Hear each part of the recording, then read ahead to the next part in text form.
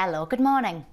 It's 40 years since the official end of the miners' strike against pit closures, including here in the northeast.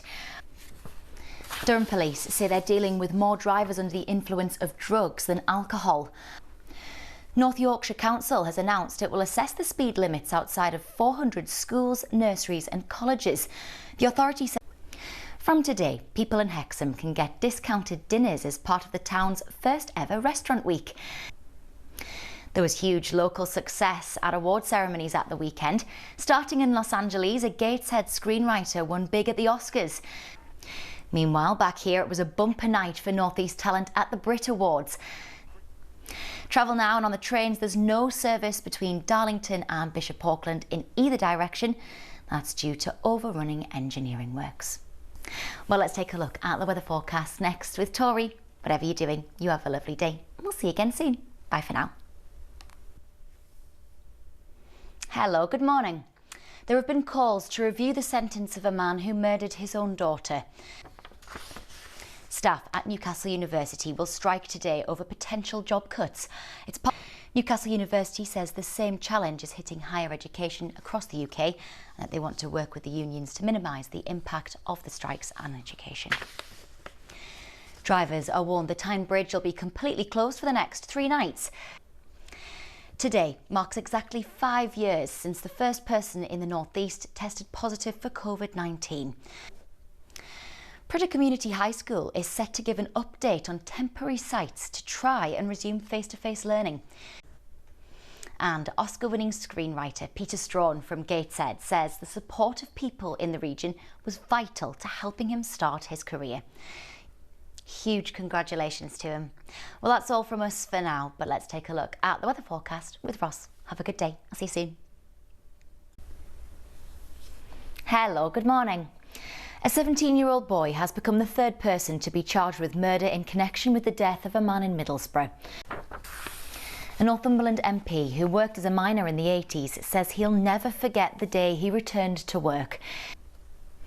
Police are appealing for information after a man died in a crash in North Yorkshire. Police are warning Newcastle United fans to watch out for scams in the build-up to the Carabao Cup final. A group of volunteers working to save toads in Northumberland are urging others to join the fight to protect local wildlife.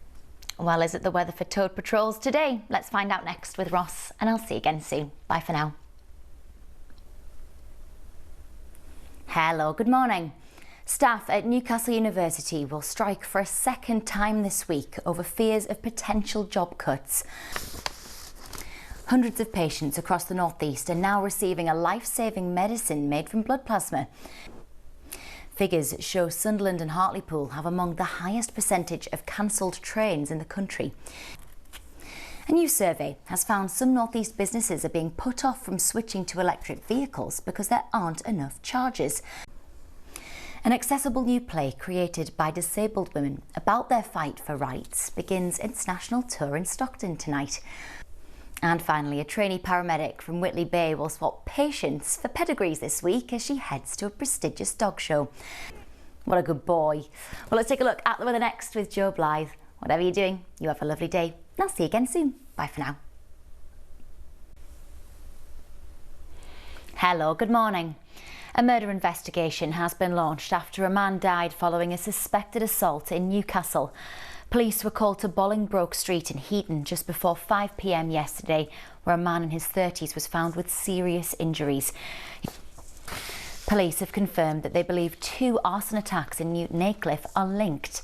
On Monday, investigations are continuing into the suspected murder of a man from Hemlington in Middlesbrough. From this morning, drivers, walkers and cyclists crossing the Tyne Bridge will only be able to use the east side. Redcar and Cleveland Council say it's struggling to find placements for children in its care. Work of the renowned Northumberland photographer Mick Critchlow is going on permanent display at Woodhorn Museum. Started to feel a bit more like spring yesterday. Here's Ross with the weather.